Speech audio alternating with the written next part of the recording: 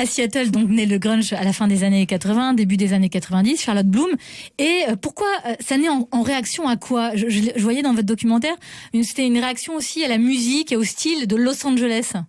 Oui, c'est drôle parce qu'il y a en ce moment même, aujourd'hui même, une polémique entre Motley Crue, donc un groupe des années 80 de Los Angeles, et Pearl Jam, un groupe de Seattle de grunge, comme quoi c'est toujours pas fini cette histoire. Mais en tout cas, c'était des musiciens très solidaires, très simples, avec leurs fringues de tous les jours, qui n'avaient pas de costume de scène, qui réagissaient à ce mouvement-là, le mouvement hard rock FM fin des années 80 de Los Angeles, où on avait les pantalons moulants, les haut-parts, les bandanas, et on avait aussi des thématiques assez misogynes dans les chansons, ce contre quoi le grunge s'est placé très très vite. C'était une communauté, les groupes de grunge, à Seattle dans cette année 90, où il y avait beaucoup de concurrence au début. Zéro concurrence. C'est des amis, en fait, tous ces groupes-là. Et l'envie première, ça a été de créer une scène locale solidaire. Donc, si on allait à un concert d'un des groupes, dans la salle, il y avait tous les autres groupes qui venaient soutenir, qui avaient des t-shirts, etc. Donc, c'est une grande solidarité qui fait qu'aujourd'hui encore, ceux qui sont encore vivants, parce que malheureusement, il y a eu beaucoup de morts dans ce mouvement, sont toujours amis. Le grunge, et c'est vrai qu'on est nombreux à l'ignorer, c'est un bouleversement dans l'histoire des femmes aux États-Unis.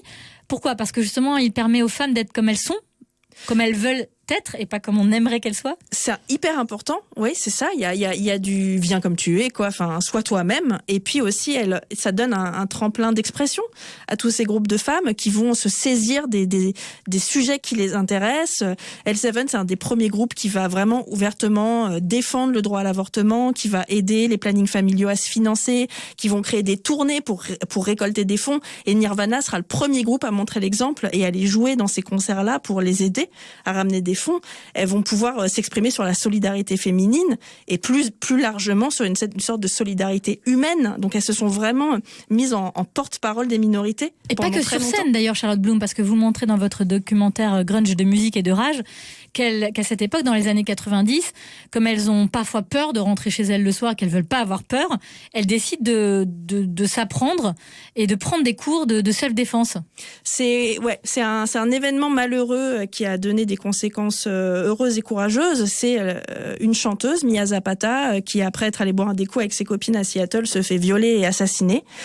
Et comme tous ces groupes sont très amis, toutes ces autres copines dans les autres groupes, non seulement doivent faire le deuil de leur amie, mais doivent trouver une solution pour que ça leur arrive pas à elles et pour que les femmes de Seattle se sentent en sécurité. Elles vont créer cette association qui s'appelle Home Alive, qui est fondée notamment par Greta Harley, la femme du plexus solaire, et qui va financer des cours d'autodéfense pour que ces femmes puissent apprendre à se défendre et qui va aussi leur payer des taxis si elles veulent aller à des concerts, soit pour travailler, soit pour jouer, soit en public, pour qu'elles puissent rentrer chez elles saines et sauves.